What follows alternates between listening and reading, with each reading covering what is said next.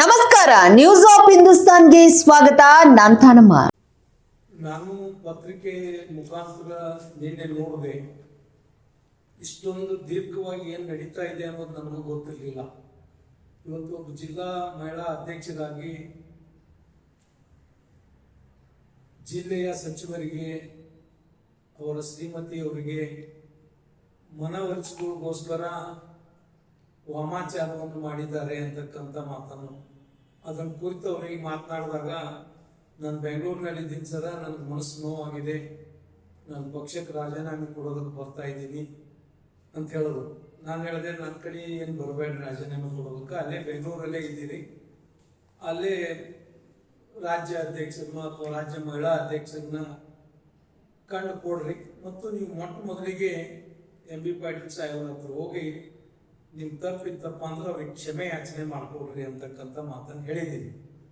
ಇವತ್ತು ಒಬ್ಬರು ನಾಯಕರಾದವರು ಸಮಾಜದಲ್ಲಿರ್ತಕ್ಕಂಥ ಮೂಢನಂಬಿಕೆ, ಕಂದಾಚಾರವನ್ನು ದೂರ ಮಾಡಬೇಕು.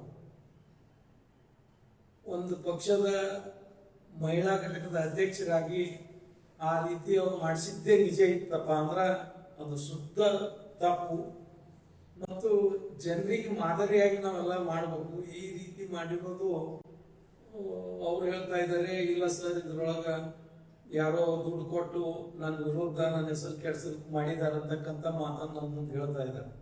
ಅದ್ರ ಮಟ್ಟಿಗೆ ನಾವು ಮಾತಾಡ್ಸೋಕ್ಕಿಂತ ಸಚಿವರೇ ಅವ್ರು ಕರೆದ ಕಿಶಂದ್ರೆ ಏನು ತೀರ್ಮಾನ ತಗೋತಾರ ಸಚಿವರಿಗೆ ಬಿಡೋದು ಒಳಿತು. ಯಾಕಂದ್ರೆ ಪಕ್ಷದಕ್ಕಿಂತ ಒಬ್ಬ ಸಚಿವರ ಹೆಸರನ್ನ ಮತ್ತು ಅವ್ರ ಶ್ರೀಮತಿಯವರ ಹೆಸರನ್ನ ಅವ್ರು ಬಳಸಿದ್ದು ಇದು ಸರಿಯಲ್ಲ ಅಂತಕ್ಕಂಥ ಮಾತು ನಂದಾಗಿದೆ.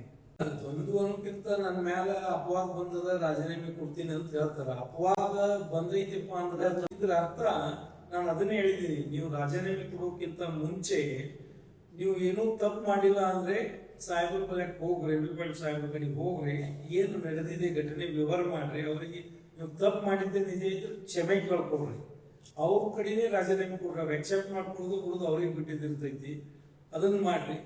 ಅದು ನಿಮ್ಗೆ ಆ ಧೈರ್ಯ ಇದ್ದೇ ಇದ್ರೆ ನೀವು ಮತ್ತೆ ನೇರವಾಗಿ ರಾಜೀನಾಮೆ ಕೊಡೋದಾಯ್ತಪ್ಪ ಅಂದ್ರೆ ಪಕ್ಷದ ಅಧ್ಯಕ್ಷರಿಗೆ ಕೊಡ್ರಿ, ನನ್ನ ಜಿಲ್ಲಾ ಅಧ್ಯಕ್ಷರಿಗೆ ಕೊಡೋದಕ್ಕಿಂತ ಸೂಕ್ತದೆ, ಬೆಂಗಳೂರಿನಾಗೆ ಇದ್ದೀನಿ ಅಂತ ಹೇಳ್ತೀರಿ, ಅದೇ ಮಾಡ್ರಿ ಅಂತ ಹೇಳಿ ನಾನು ಅವ್ರಿಗೆ ಸಲಹೆ ಕೊಟ್ಟಿದ್ದೀನಿ.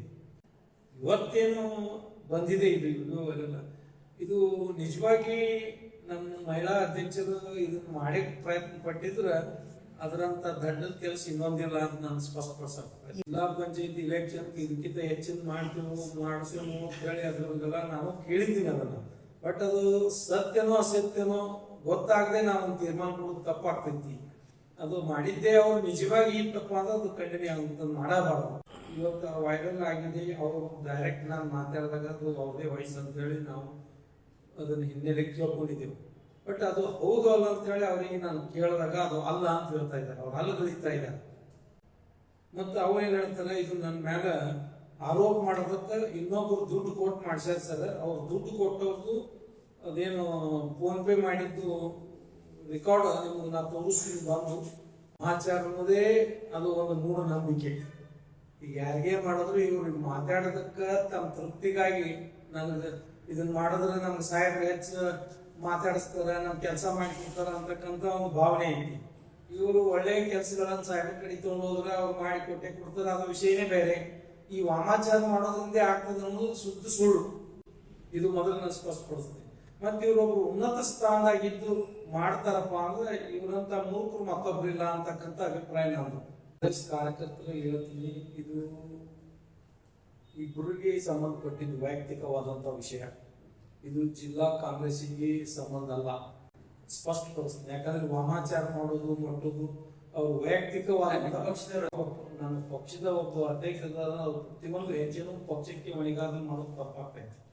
ಅವ್ರು ವೈಯಕ್ತಿಕವಾಗಿ ತಮ್ಮ ಜಿಲ್ಲಾ ಪಂಚಾಯತ್ ಟಿಕೆಟ್ಗೋಸ್ಕರ ಅಂದ್ರೆ ತಮ್ಮ ಕೆಲಸ ಆಗ್ಬೇಕು ಆ ವಿಚಾರದಿಂದ ವಾಮಾಚಾರ ಮಾಡಿಸಿರ್ತಾರಪ್ಪ ಅಂದ್ರೆ ಅವ್ರು ವೈಯಕ್ತಿಕ ಆಗ್ತೈತಿ. ಬಟ್ ಅದನ್ನ ಮಾಡಿದ ಖರೇನೆ ಇದ್ರೆ ನಾವು ಮಾತ್ರ ಅವ್ರ ಮೇಲೆ ಶಿಸ್ತು ಕ್ರಮ ತಗೊಂಡೇ ತಗೋತೀವಿ. ಇದು 100% ಶತಸಿದ್ಧ. ನಾವು ಒಂದು 3-4 ದಿನದಾಗ ಅದನ್ನು ಸಂಪೂರ್ಣ ವಿವರಣೆ ನಿಮ್ಗೆ ಗೊತ್ತಾಗ್ತೈತಿ. ಅವ್ರು ಅದ್ರೊಳಗೆ ಭಾಗಿಯಾಗಿದಾರ, ಇವ್ರು ತಪ್ಪು ಮಾಡಿದಾರಪ್ಪ ಅಂದ್ರೆ ನಾವೇನು ಅವ್ರನ್ನ ಬಿಡೋದಿಲ್ಲ, ನಾವು ಮೇಲೆ ಕ್ರಮ ತಗೋತೀವಿ.